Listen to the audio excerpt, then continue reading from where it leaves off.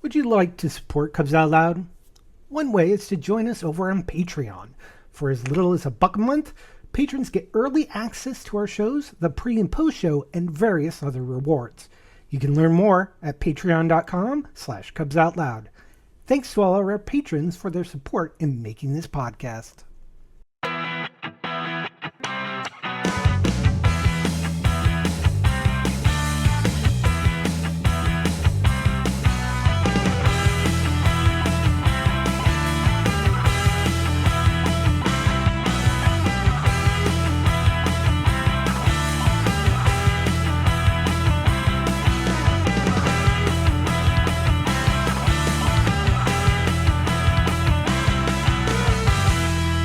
It's Sunday, April 19th, 2026. I'm Jeff. Who's your bear?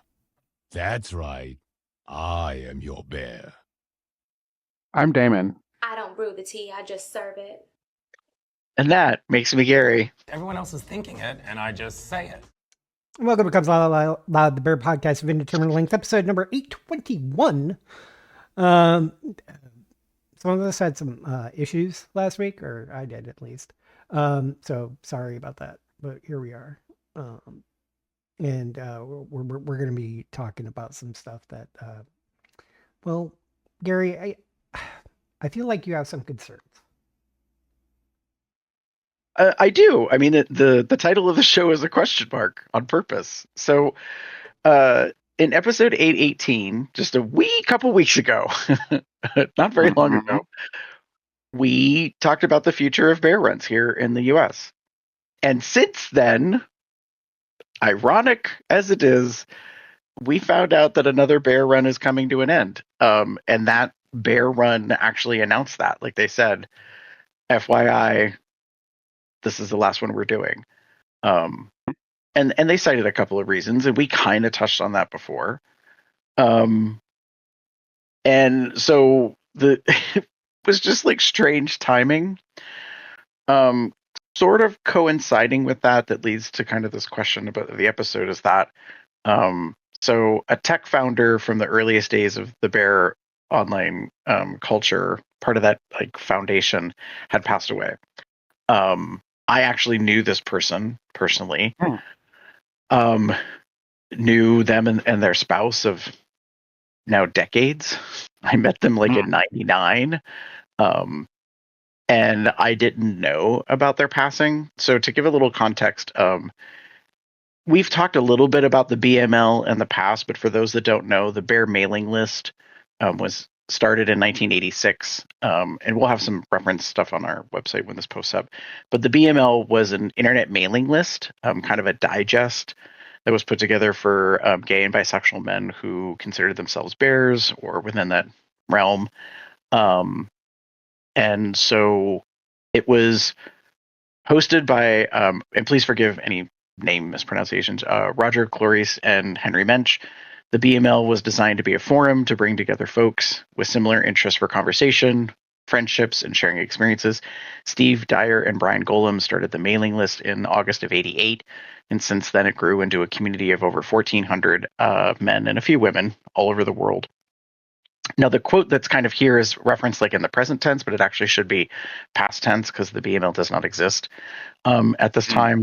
But it was one of the first, I don't know how to explain it, like internet communities, like chat sort of precursor, mailing lists, bulletin board style messaging was kind of the thing way back in the day. This is long before smartphones, long before like any of the technology that we have now. Jeff kind of teased, in the pre-show about waiting an hour to download a picture to print it, probably on a dot matrix printer. So like, I never printed those pictures because it was on a family computer, but still. That's fair. But I mean, like the technology was just a very different place back then. Right. So of the names that I had given, Brian Golem was one of the four people, and he was the person that I knew. I found out from the post from his husband on a social media site that Brian had passed away in February. Wow. And I had to really take stock of that and have a moment because, like I said, I've known them for over 2 decades. We weren't necessarily close, but they were part of the foundation of the Berg Bears that I was my first kind of like outlet into the bear culture locally. Where I live up at, near Lake Erie, there was nothing here. And so when I was in college and then coming out of college, I had just found out about this group. They actually had a print newsletter that they literally put together and mailed to you. Like you could sign up. And if you were like an early, in those early years, a member of that club, you would get literally a newsletter in the mail of Wow. articles and like events and things that they were doing. Like that's how far back this goes. And in the history of the Berg Bears, Brian and Dan kind of took lead at a certain point when the original folks really weren't interested in it being what it was coming into. My understanding in the history is that it was originally like a biker club, like a group that got together and just went out and rode bikes and stuff, but all happened to be, from my understanding, fat, hairy gay men. So, and kind of the origin of that. And the like as it kind of grew and started to become a thing at like I think a couple dozen or more members, Brian and Dan decided to like kind of become the quote unquote leaders, even though it wasn't really formally anything. It sort of was. Brian actually came from the West Coast in San Francisco, and that's how the BML thing was a part of what he became involved in. And then Dan and Brian met through that, I believe. And then Dan went and met Brian out in San Francisco. And as the story was explained, it was kind of love at first sight. And they long distanced in a relationship for a number of years. And then eventually Brian left the West Coast and came to Pennsylvania. And they've been together since about their mid 90s, I want to say. It was interesting, and I know all of this in a way because Brian's 69th birthday was recently, and Dan decided to have like kind of a wake / celebration of life on the day of his birthday. And so I took time off work on the weekend and went down and went to the event. And I'm going to admit I was very nervous about going because I haven't been around that scene in probably 15 years or so, like really hung out or seen any of the people. Yeah, I was a part of the club and I was part of the membership, but like I had left and focused a lot of my time and energy in the event I was doing here, and my life has transitioned a lot. So I've kind of fell out of touch with a number of people. So I didn't know who I was going to run into and who I was going to see. I reconnected with an old acquaintance, someone who has known me since my college years. And the running joke is the reason I sort of came into the Berg Bears was because of them, because I saw them at a campground event that the Berg Bears actually participated in that I went to and slept in my car overnight. I probably told the story many years ago on the podcast. And the next morning at breakfast, brunch, or whatever, they did this big group photo outside the building, and I was just like kind of standing and watching because I wasn't part of the event. And they asked me to like take the camera and like take a picture so that way everyone that was there was in the picture. And after I had, I think I took the picture, Tom, was like, he called it out and he was like, Gary, and I was like, who the fuck knows me? Because I was all new to this, like, and I didn't know the bear community or anything. And I was like, Tom. And so like, we were like, oh my God, I haven't seen you in a couple of years and stuff. And we kind of chatted and stuff. And he's like, this is definitely something I think that's up your alley. Meaning the Bear Club and stuff like that. And that's how I kind of learned about them and found them online in their Nation GeoCities era website, and like found out about the newsletter and started going to the potlucks, and and through that process I met Dan and Brian, who were really, really gracious. Brian is older than Dan. I don't know necessarily by a whole lot, but there was a little bit of an age difference, and so I really kind of took a shine, and they were nice and polite, and the club at that point was kind of formalizing into something more, and so they became a nonprofit officially, like with bylaws and all this kind of stuff, and official titles and the board. And so I became involved and eventually served on the board for a number of years in different capacities and eventually president at some point. So unfortunately, a few handful of years ago, the club had to disband. And Dan was like a big piece of that instrumentation to get the bylaws put together along with Brian. And so finding out that Brian had passed was really a moment, because I was like, whoa, like we've talked in the past on the podcast about folks, that are no longer with us. Some of them being adult entertainers and, what that meant to us in a way. This one was different to me because I was like, in like a, I guess, no degree of separation, knew somebody who was literally at the very beginning of the whole thing and hadn't quite paid attention or like did that. But then when I went to this event, like hearing the story of their life and their relationship and those dynamics and like how these pieces came together, like in the 80s and the 90s. And I was just like, wow, like that's really something. And then it got me thinking, like, as we age and these individuals that were in the very beginning stages leave and they're no longer with us, what does that mean for the community and the culture? Because we talked, I think, years ago about how like the younger generation knows nothing of like the earliest days of like clubs and events and eventually the formation of like bear runs and titles and you know what I mean? All this stuff that now doesn't seem to happen as much. Yeah. And kind of what does that mean? And so there was just a couple of questions that came to mind is like, are we facing, well, as we're facing an aging population, are we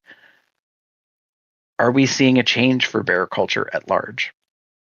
Or, to be fair, are we only seeing it here because we're in the US, which we kind of feel like we originated the culture and then it expanded around the globe? But like, it just still exists as Bear Week. Like there's still big events that happen in other countries around the world. And so maybe things are different there than they are here? Question mark? I don't know. So that kind of prompted, the title is The Decline of Bear Culture? Question mark? Because I don't know where we stand. I admit I'm a bit removed because I'm not involved in any things, but there's also not as many clubs as there used to be.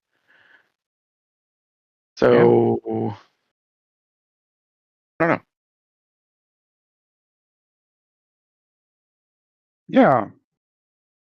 Interesting. Big questions. I think the first thing for me, I want to say, is it a decline or is it a transition? And that's sort of the challenge.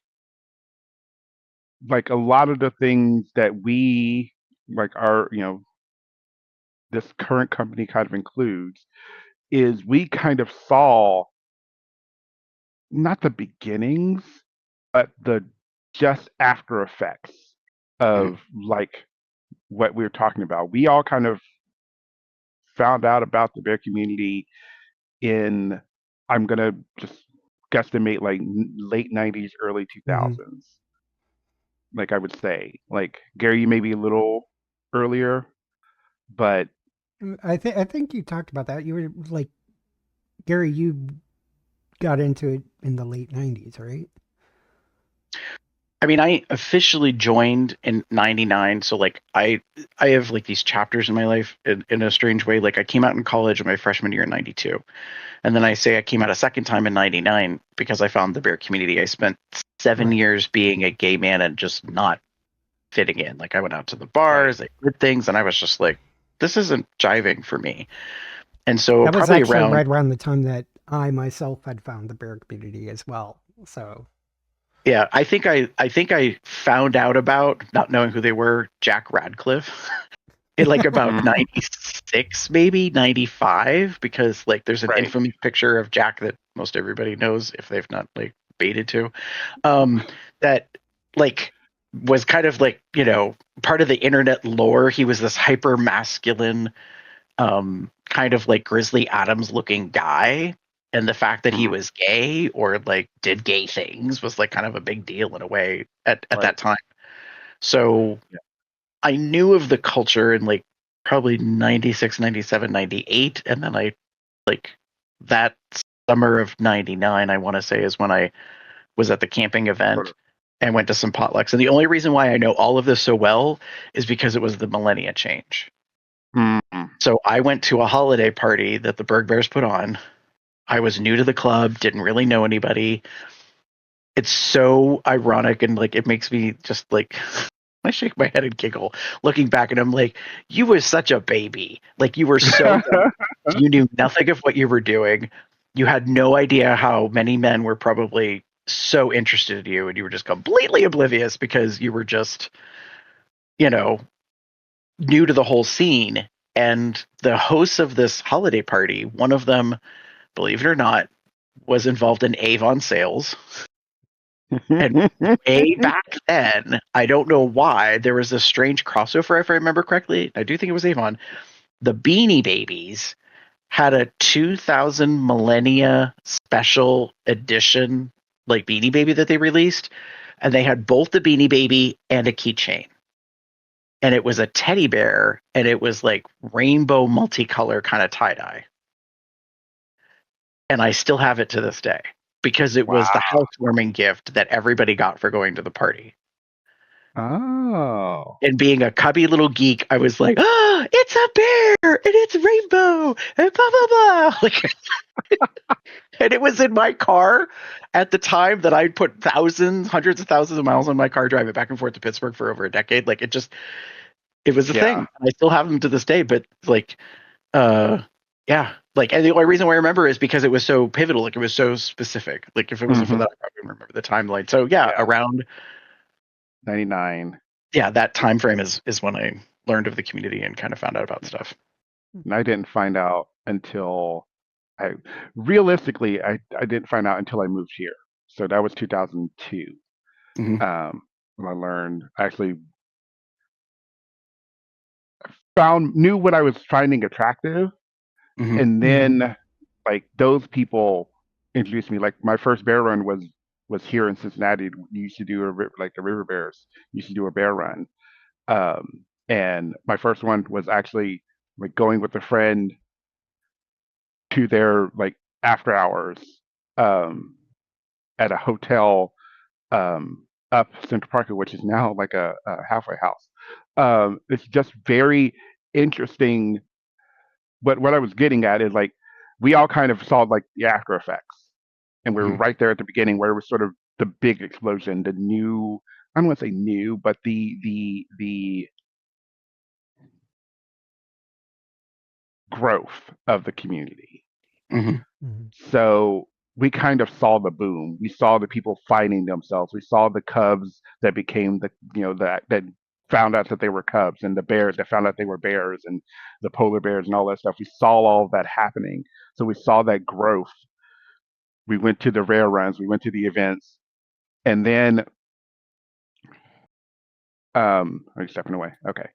And then we all found those things, and now here we are 20, 30, 20, 20 plus years later, and it's very different than what it was back then.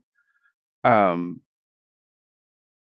in some good, some good and I don't want to say not so good ways, but some decent ways. Um, Community is more accessible, Mhm. but also a lot more blended. We're not specialized, if that makes sense. Um, there are many people whose Venn diagrams of life or cultures that they belong to sort of overlap in a lot of ways. I'm bearer. I'm also leather. I did drag. I've done like I have all of these different things. And there's a lot of those layers that you find each other, but now it's not as sectioned off, Mhm. which is sort of a similar thing to like the bars that we have now. Many bars seem to, because people ask me, like I've been asked, like, where's the leather bar in Cincinnati? I go, we don't have a leather bar anymore. Hmm. We don't have a distinguished, like, this was the leather bar. What's the bear bar in Cincinnati? We don't have a bear bar anymore. Um, because there's no longer a just bear bar. There are places that do bear nights. There are events that have special like evenings where the bears congregate, but there's not a specific just for bear place. There's not a specific just for leather place. And I don't know if that's a good or bad thing. I just know that it's a thing.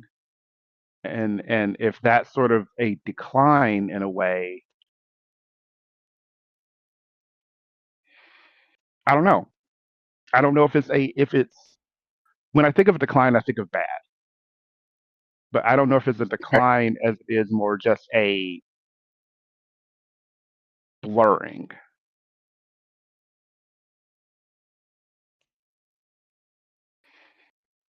I mean, this is one of my first bear books, which I lost, and then somebody decided said that they got me a new copy. So this isn't the original copy I had, but uh, this this book was very important at the time. The only thing is, it is dated as AF. This is from 2000. I was looking. I was trying to look for a copyright date and finally found it. Copyright 2000. And the bear community that had this and this and this and the bear book, the Mhm. bear book 2, that sort of thing, that's the old guard. And Mm. I think this is one of those things where it's very much a few things are happening here that might call a decline. Um, what was one of the original reasons why bears started getting together? Because they didn't feel included with other parts of the LGBTQ community. As things grew, we got together. Bears started showing up left and right in pride parades, and people just started getting fatter, and the culture got more into beards and hairiness. Um, we became more integrated. So some things aren't necessarily considered needed. The people who did the events either get burned out, or even just the regular clubs where you have the like just the local little events. Like I remember, well, I was living in Rochester and the Twin Cities, even before I moved to the Twin Cities.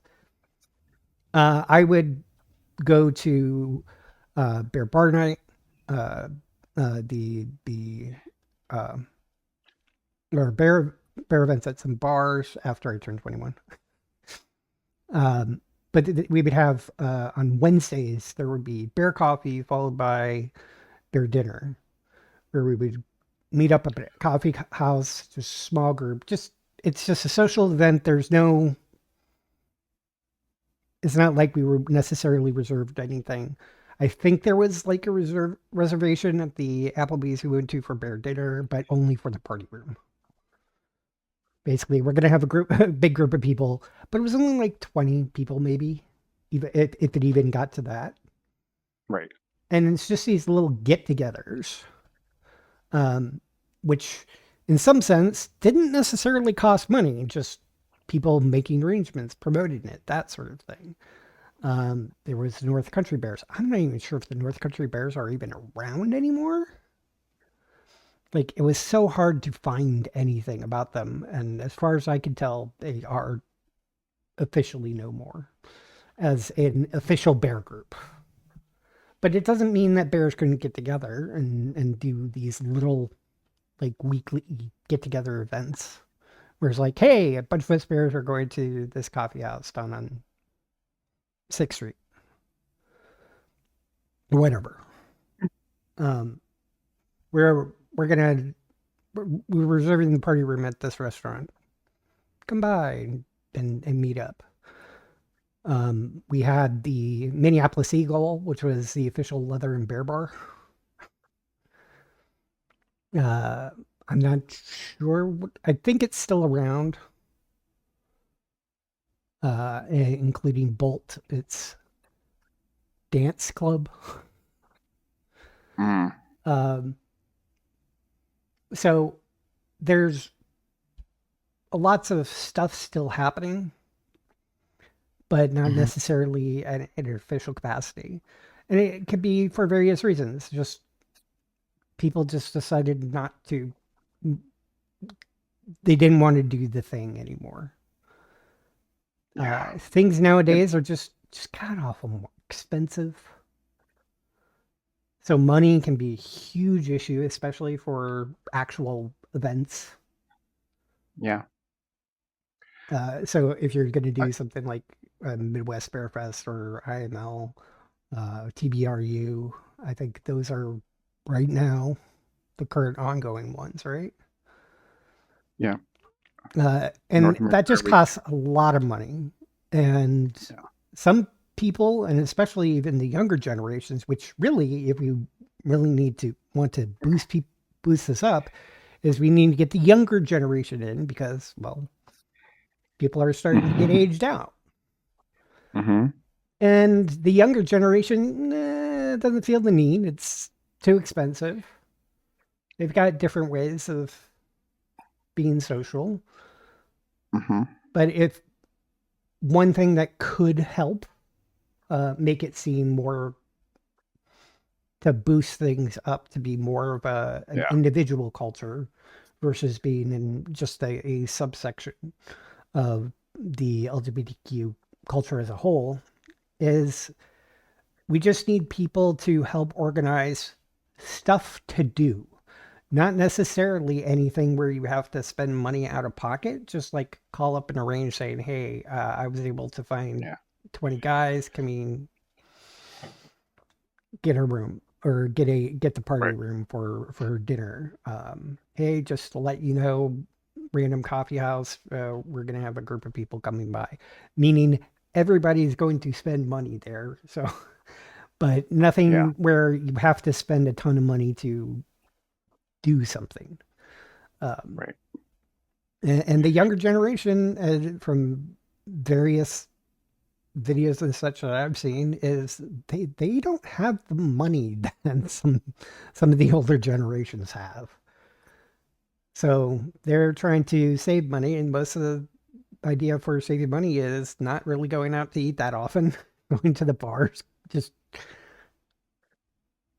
staying at home and maybe playing games online or socializing online or something like that, or going to somebody's house for a while. That's another thing with some clubs. Some clubs would just have like a potluck at somebody's house. Yeah.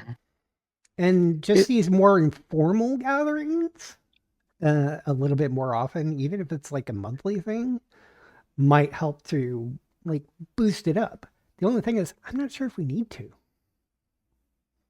I think it's just the reason why we were trying to boost these, have all these groups and get-togethers, is people were trying to find people who wouldn't criticize them because they're fat, hairy, and whatever. Right. And now we're pretty much welcome for the most part. I wouldn't say it's 100%. It's never 100%, but here we are. Yeah.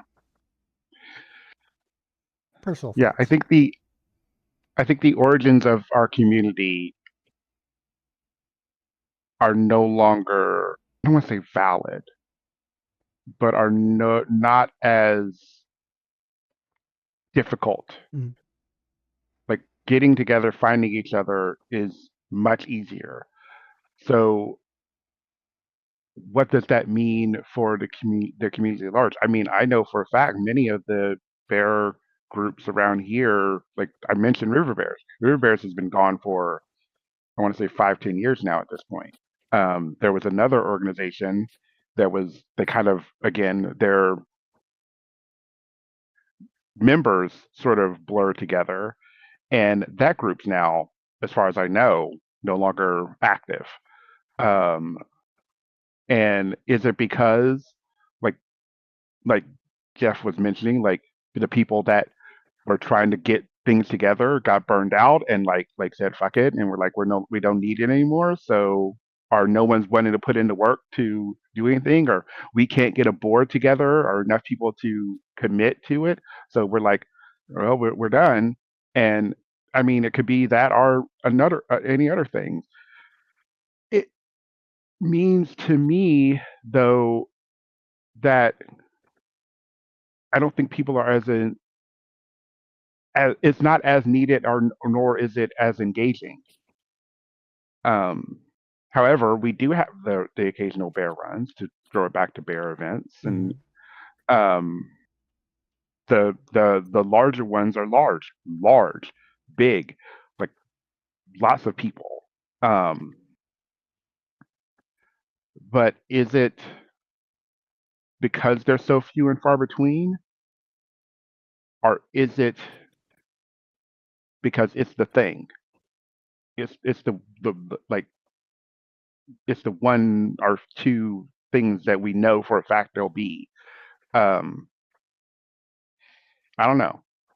Um, And but also, if anything, bear culture, like in its basest form, isn't gone, and I don't think it's going to necessarily go away anytime soon. Uh, Iconography is going to stick around. People are going to have the bear identity or bear adjacent identities, um, and it's just where they're going to be as part of that is more of the case is probably going to be more integrated with other parts of the LGBTQ culture as a whole. So it's a shift, but very I wouldn't say decline, but a definite change. I think that's fair. The reason I asked the question and chose decline is because I feel like one of the images here on the visual is a bell curve. Like, mm, it starts small, it grows big, and then it comes back down. Yeah, it's right below Jeff. Kind of looks like a big belly from a side view. So, but the thing is that like this is a natural arc of all existence. Like there's always a period where there wasn't it, then it started, then it grew, and then it diminished, and then it went away. Like some version of that in a case. And so that's kind of what got me wondering was like, is that what's happening? Like, have we been around long enough to see the beginning to the middle to the other side? I kind of mm, feel like the answer is yes, purely because there aren't bars and clubs and organizations and events like there used to be. But the world has also vastly changed. I mean, when this started, we did not have cell phones like we have today. Were there cell phones? Yes.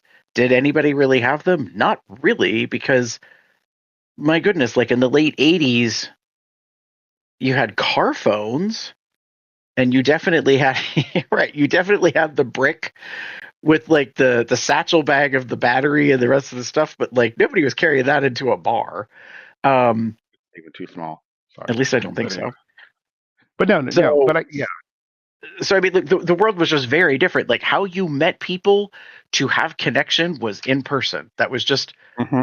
That was just how it got done. And it's ironic as we're having this discussion, because this is echoing in my head.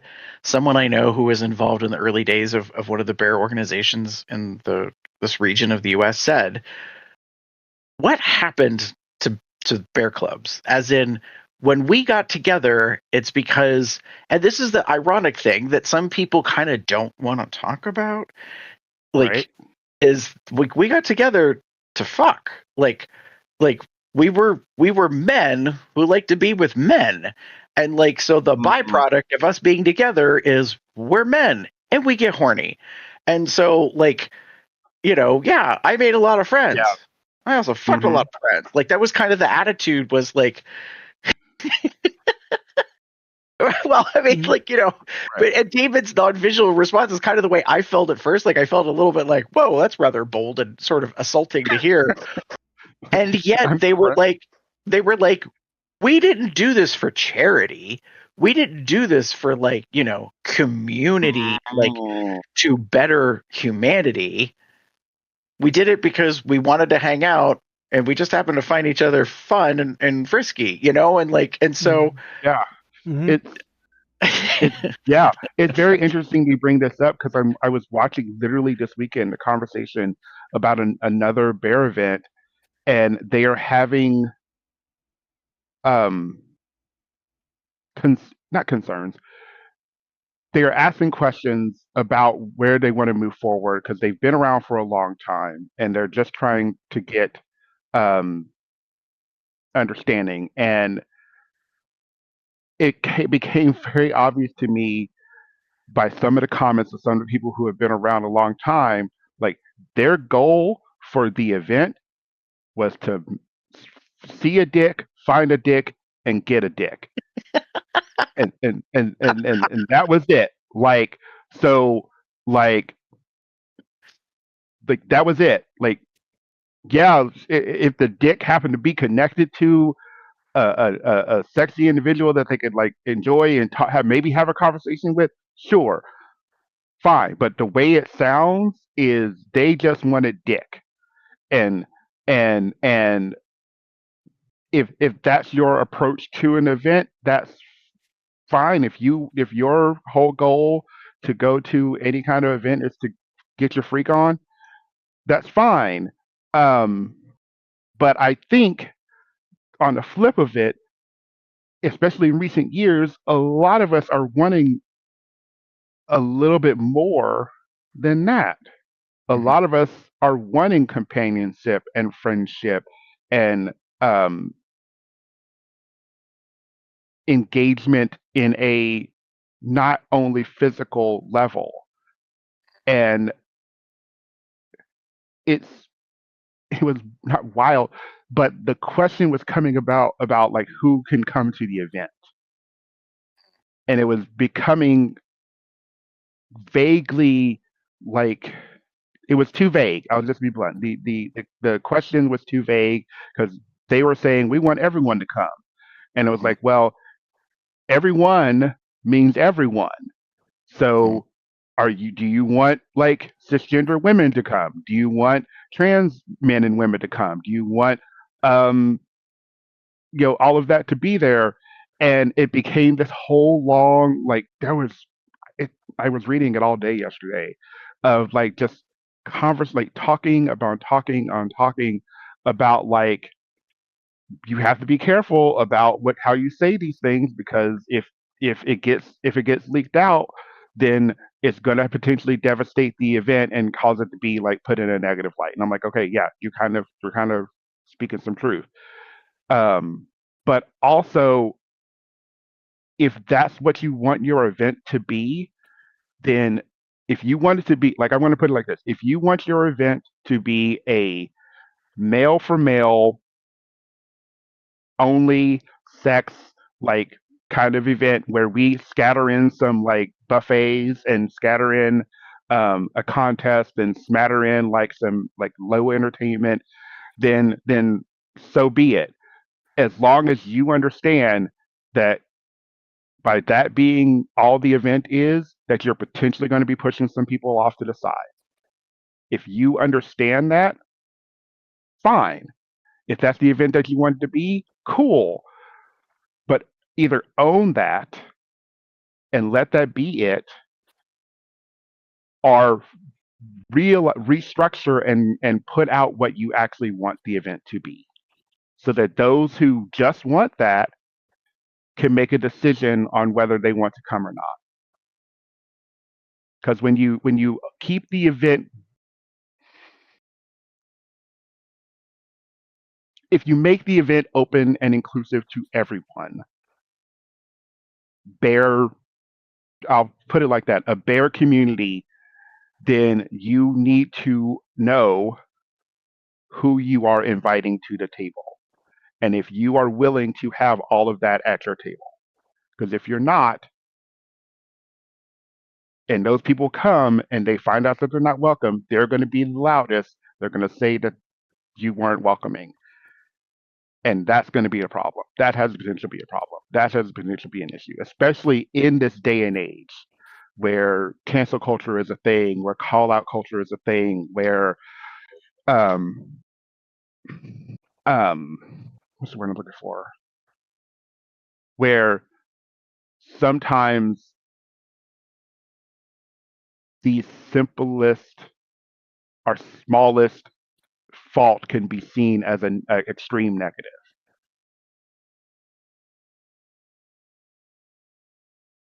And if you don't have something specifically specified on who and what you are. I think more people that, at least for like local small events, should be focusing on just social events where Right. people want to leave and go fuck, sure, but Like but just keep it like a social, not not specifically about cruising, but if you want to, just be aware. Uh, um, because I don't know about you, but a lot of us are willing and open to have sex. But because like that, the bear coffee, bear dinner stuff, those were social events. Right. People hooked up from there, sure, but yeah, the whole intent was, hey, let's a bunch of us go someplace and socialize. If something happens, but right. And we're in public spaces, so obviously you won't be doing things. You're not like you're not like meeting at the coffee house and sneaking off to the bathroom to go like suck some dick. You're not doing that. Like y'all might talk. You'll talk, then you go to somebody's house, fuck, come back. Yeah. Or maybe not come back. That's okay. Is there a reason why y'all want to talk about me like I'm not on this podcast? What, Gary? What? Huh? I don't know what you're talking about. But like, for example, the like you're talking like the thing, like private homes, like parties, events, like the River Bear. I'm gonna. Hey T, where's my cup? I don't got it anyway. Like the River Bear events, like the social like events, quote unquote, were usually at someone's home. It was a potluck, like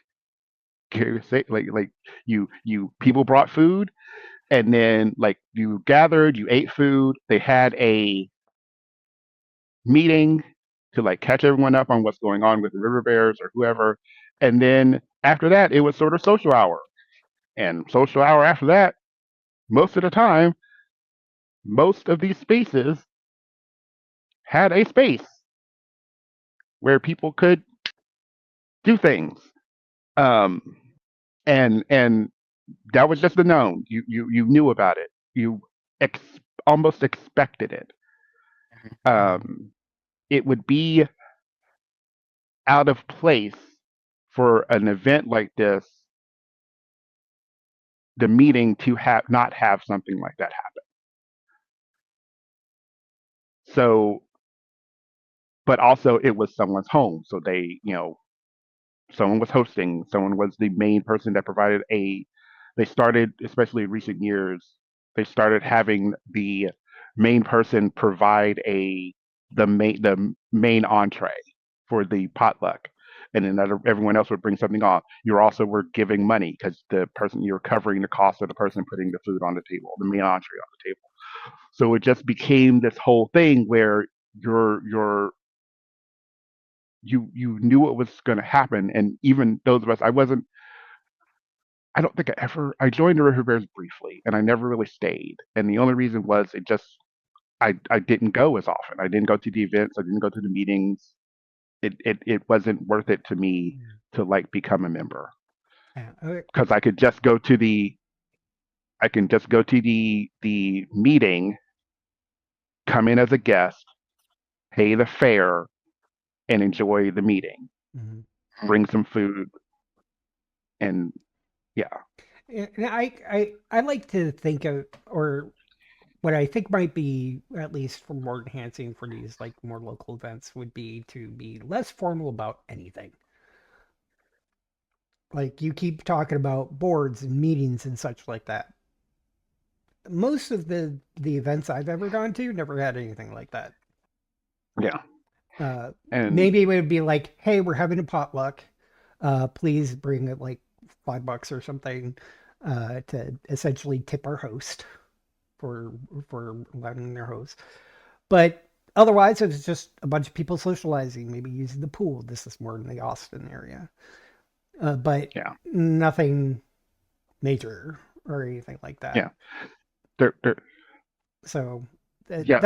that's more of the style that I really liked, mainly because I didn't want to have to deal with any of this politics Hmm. bullshit when Yeah. it comes to it. It's the rule, like the usual reason for like a structure was that you had someone like leading the charge, as it were. Yeah. Like, And even if it's um, like an informal board meeting, like a bunch of people who are like making the arrangements, and when they say they've got a gathering, they just tell people what it is. But having dues and all that sort of thing is, at least nowadays, I think is one of the reasons why a lot of people would not attend anything. mhm, yeah, But like the $5 to for the host for hosting, that makes yeah, sense. That's just yeah, like common courtesy. And not that much to pay somebody. And if a lot of people are coming, $5 could be a lot, depending on how many people actually attend. mhm, But yeah, having like a mild formality where it's like this certain group of people are the ones who are kind of mainstay in it, but it's more of like I'd rather people who want to do it than people who like start feeling an obligation or have like a big formal meeting. Just be like, hey, can we get together and talk about this? We'll have dinner or something like that. But not the fancy schmancy uh, uh, uh, clubs. This we're not trying to be the Bear Scouts. yeah, I mean, that's fair. Um, yeah, I think there's something to be said for like the capacity of the connectivity, and this is one of the things that I've had an issue with that I've been talking more openly about in different circles with people is I don't know how this has kind of happened, but I feel like there's far less people that have awareness or the innate skills to be organizers and leaders, Mm-hmm. and that deficit is what also is a part of the kaleidoscope of the whole situation. You don't have people that are wanting to lead or know how to lead, how to organize, how to collaborate, and to develop things. So if there's less of those individuals around, then there are less events, less functions, less mhm, meetups, less whatever. Um, and that's the thing that stands out to me is because I I've lived a privileged life in a way that I was around aspects of that most of my life from like when I was young. if not single, like early double digits on. Both of my parents were involved in different organizations and different things that they did, and we went to conventions and like I've seen that around me. Ironically, as I look back on my parents' lives, like my dad was an officer in a nonprofit, so it is no surprise that I am now an officer in multiple nonprofits because I'm an idiot. So like these things kind of perpetuate themselves, but I also had to learn along the way different skills. So like when I was in college, like before I put on a bear event, I put on a conference at a university for a whole region of the US. And I had a co-chair and we like made this thing happen. And I loved it. Like I loved the experience of doing that stuff. So I learned along the way a bunch of skills, but I think it was just kind of there in me in some fashion. I don't know how much of that exists anymore, and that might also be part of the whole change in the community. Is like, to Jeff's point, like, so here in where I live, we started a Bears Do Dinner group, the BDD. My God, we started that I don't know how many years ago. Hang on, I can probably find out because there's a spreadsheet. Of course, there's a spreadsheet. Why wouldn't Gary have a spreadsheet? Of course, Gary has a spreadsheet. Well, and here's why. Because the idea was that, yeah, they're coming up on their 140th dinner. Wow. This month's was 138. Next month is 139. And then 140 is in June. And that's with the pandemic break. Like we met in January, February, March of 2020, and then took a break until May of 21. So like, but we started originally in 2013, 13 years ago. Like, and the reason why I created a spreadsheet was because, like, I'm just going to say this, and God bless you, Pete, if you hear this. I love you dearly. The very first place we went was a Bob Evans, which is fine. But I was like, do we have to go here again, or a place like here? And I remember Pete as like the guys that kind of came up with this idea and created it. It was like, he's like, well, what do you want to do? And I was like, not a lot of like pain national stuff. I would rather go to local businesses and give them support. And then to avoid repeating places too often, that's where the spreadsheet came from. The irony is now we've crossed out all the businesses that don't exist anymore over the years. I can't do that number off the top of my head, but it's a bit. Yeah. It's at least a dozen or more. But the point is, like, we just kind of created this informal thing, and like there's really nothing to it. There's a date and a time and a place. Come if you want. Please RSVP so we can kind of have a head count. And this still exists in other places. I think, Damon, they're kind of still doing it in Cincinnati. There's a Cincinnati. There's a weekly dinner every like Tuesday. I haven't gone in years because Tuesday's not a good night. Just to be blunt. But plus, I'm also separately going to dinner with a bunch of people. Just if I'm hungry, I want to eat now. So like going to a place and then taking everyone's order and waiting for it delays and delays and delays. I'm selfish. I will own that. I'm selfish about my food. I want my food now. So in a group of like 5 or 6 or 10, like more than 10. Yeah, because you don't understand the dynamic of you're not going there for the food specifically, you're going there for the company. I know I'm going there for the company, but bitch, I'm hungry. I'm also hungry. Don't they have like some sort of like appetizer, irony, chips and salsa or something? The irony is not lost on me that it is a Bears group, and what do Bears love to do? Eat. But David also has like parameters and limits, and is like, do not get between me and my meal. Like, I appreciate the camaraderie, the socializing, but bitch, I'm hungry, so I'm gonna eat. Like,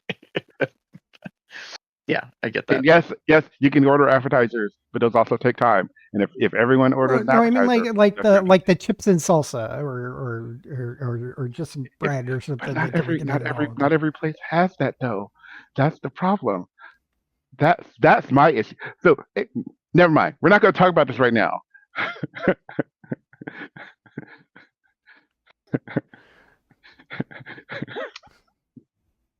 You okay over there, David?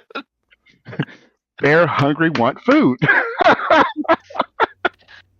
As opposed to bear horny want dick. So, like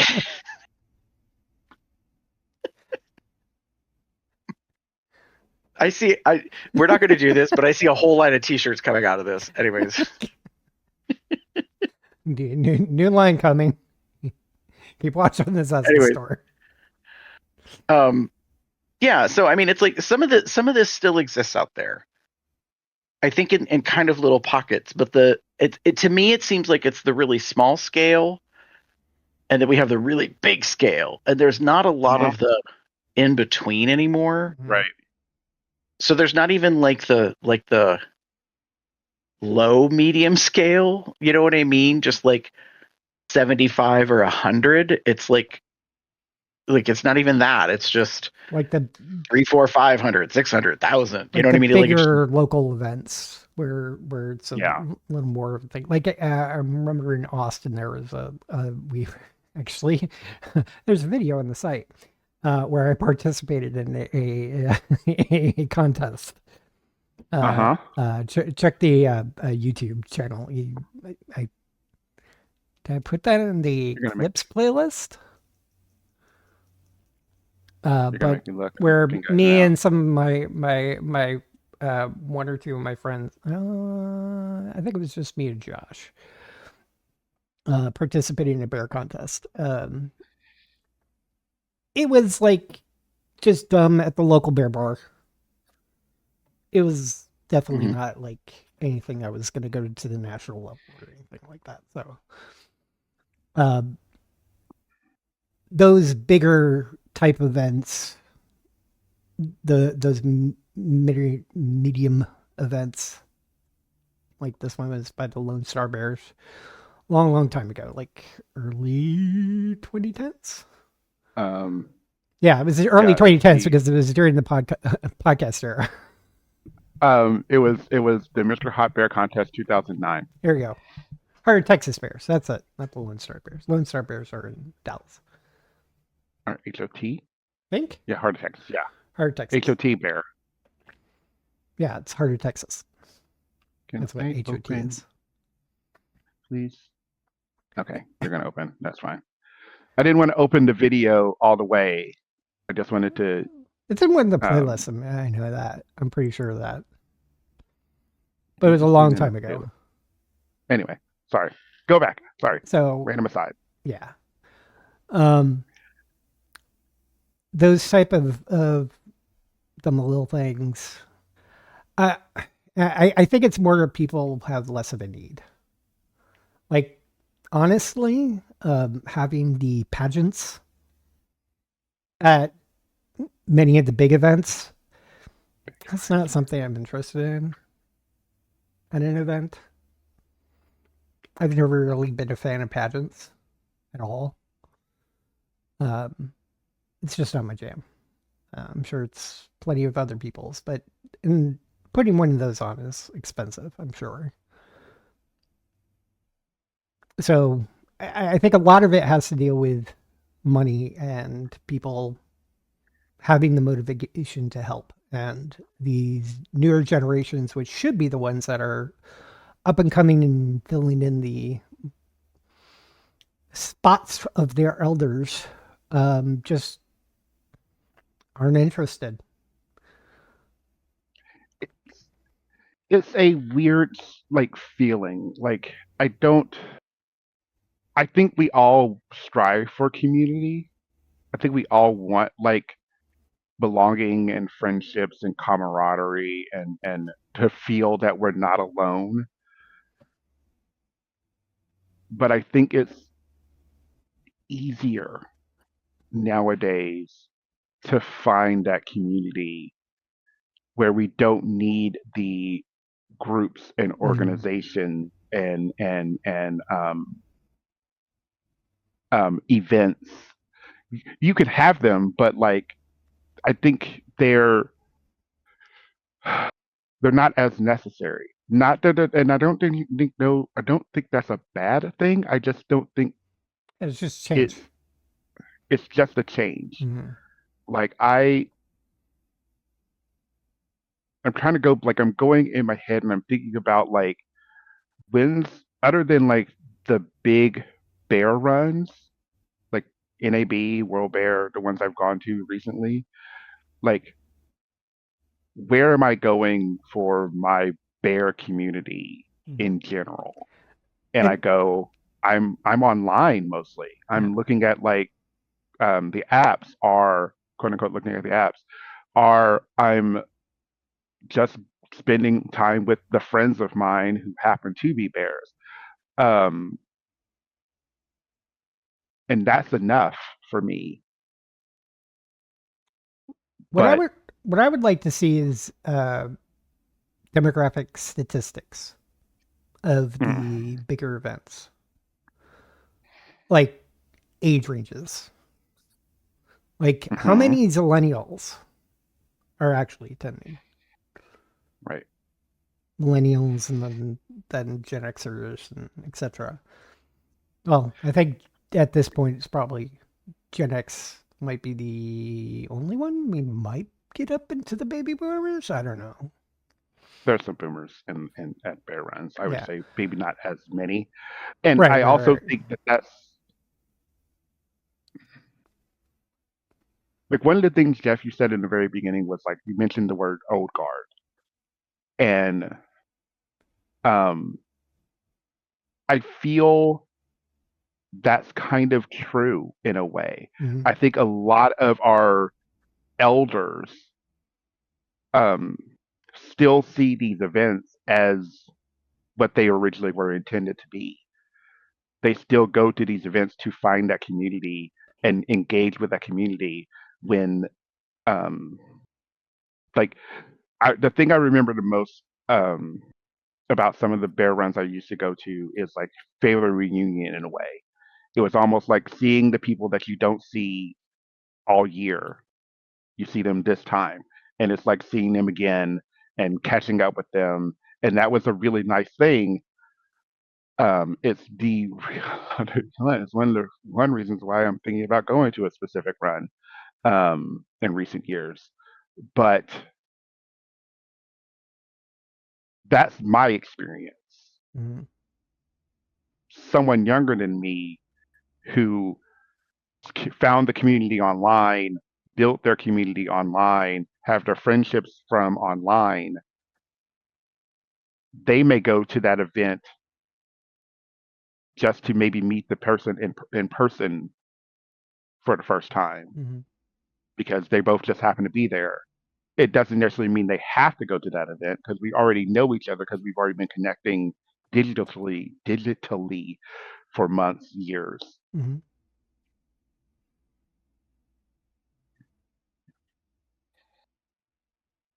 So Yeah. interesting question when I was looking up some information about just like what is culture. A question kind of came up as do you feel that decline is a loss of connection or loss of exclusivity?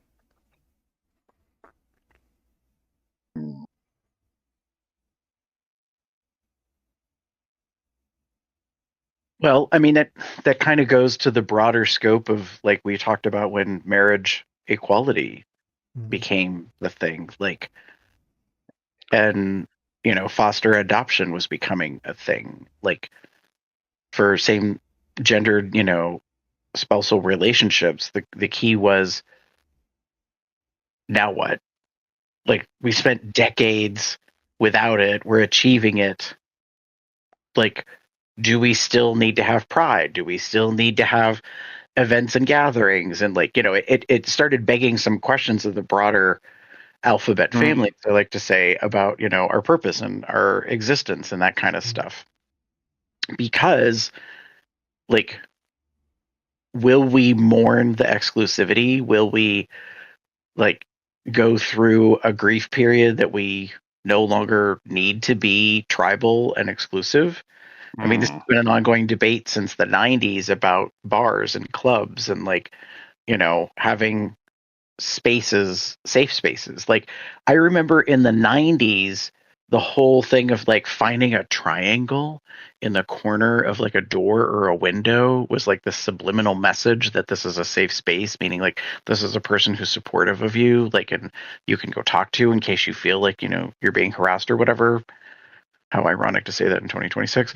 And so, like, to me, that seems very parallel, that what you're saying, Jeff, about, is that being lost, because that was a whole thing about the early days of the bear community was like we didn't fit in. The Castro clone West Coast swimmer build, like hairless model tan, kind of thing that was coming about. We weren't a part of that. And so now, as the decades have gone by, and I'm going to say this, and it's going to sound pretty rude, but as the nation has gotten fatter, at large, no pun intended, the reality is there are more people who are bigger now. So, like the exclusiveness, not the exclusiveness, the dividing line of like us versus them is more blurred than ever, because now you'll be on an app and you'll see somebody that's like, into chubby, and I'm like, well, what do you consider chubby? Like, are you thinking about a dad bod, like a person that has love handles, or are you thinking about me? Or do you consider me like beyond chub? Do you know what I mean? Like, so like there's a lot of those things that are now interesting comments and questions today. But that being the case, yeah, like is the exclusivity gone? And is that the issue? That there isn't that need for that as much? I don't know. And the part of the question at that is, do we need the exclusivity? Or is it just the bear culture is just a form of identity?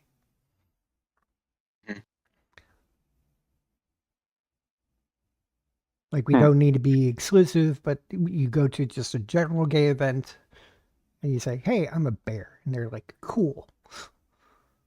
Which I think is much more in tune nowadays.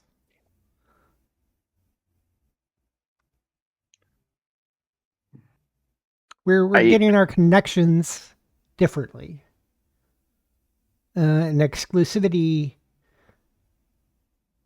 I wouldn't say anything is necessarily exclusive anymore. It's so more open to what it was. I mean, back at the beginning of even this podcast, the T,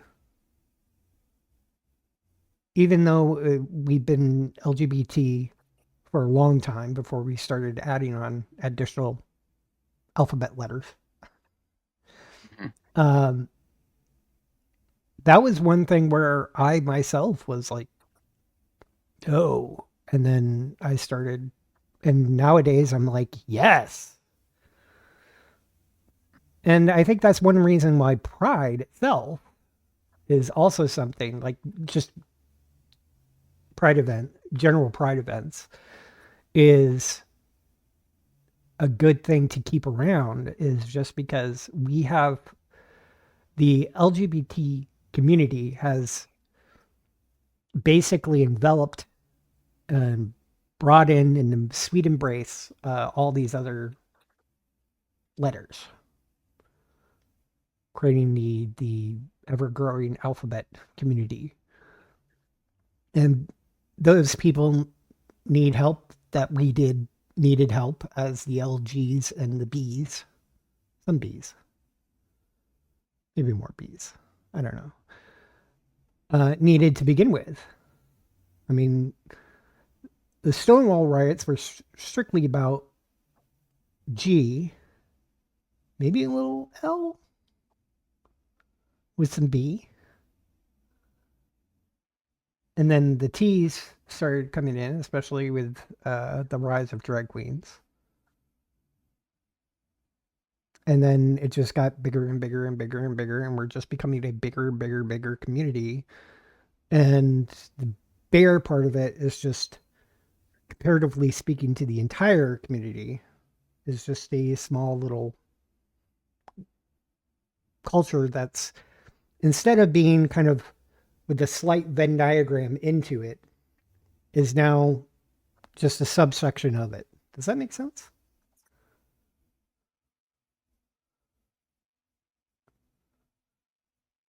I mean, I definitely think there's been change over the years in terms of like the aspects of things. And so yeah, the scope and the understanding, the referencing, the language, like all of that is modified with time. So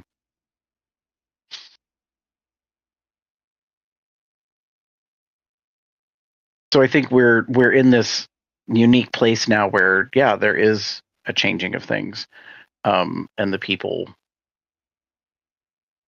So it kind of makes me wonder, tying into that, like I kind of asked the question in the doc, like, does the bear pride flag have meaning anymore? And the reason why I asked the question is because like that's something that our generation identifies, but I don't know that it still has its heyday like it did. Like I remember being in my 20s into my 30s and guys were getting tattoos, like all sorts of different tattoos of the bear pride like iconography, the stripes of the colors, the bear paw print, all of that jazz. And I don't know if that's really quite the same anymore. That it has the same meaning.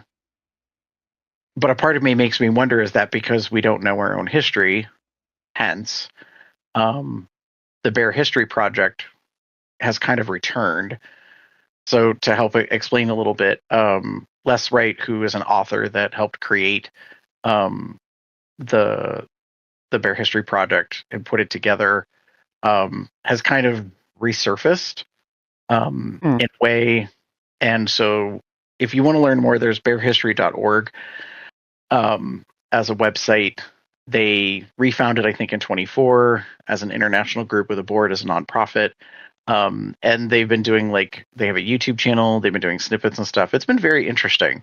But the idea is how do we collect the knowledge that we have now before we won't have it? Right. And what to do with that. So they have a Facebook group that's pretty active. I actually ended up just joining it. And part of it is, it got me thinking because of with Brian's passing, I was like, yeah, who will know the things and relate to that stuff, and then pass that information on in some ways. So and we are in a very different world now than we were then. And by that I mean now we have so much technology available to us, and yet are we utilizing it, and in what way or fashion, and how does that